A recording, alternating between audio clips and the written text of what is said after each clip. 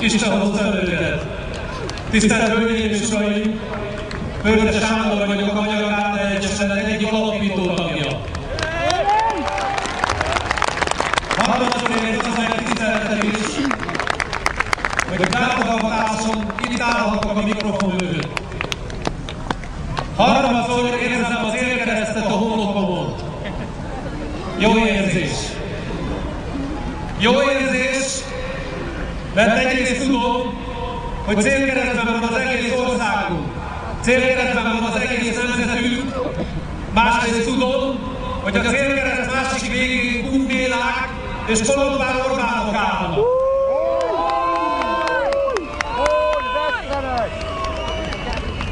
Életem egyik legszebb pillanata volt, amikor tavaly augusztus 25-én fenn a várban feladtuk az első 56 gárdistát. Talán emlékeznek rá. Esküszöm, hogy hazámhoz, nemzetemhez,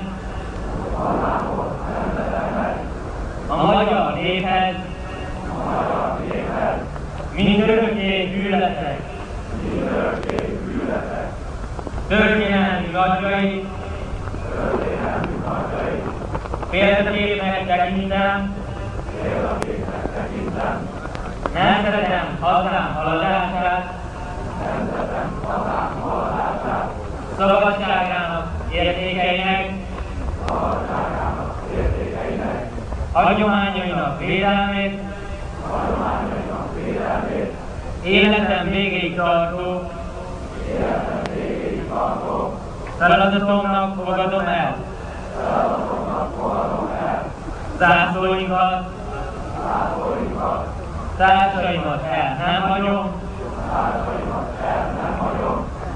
A gárda vállalat feladatainak végrehajtásában becsülettel kitartok. A gárda szolgálati szabályzatát elfogadom, és annak megtartását magamra nézve kötelezőnek ismerem el. Ha eskümet megszegem, sújtson előjárói és társai megvetése, és a magyar gárda soraiból való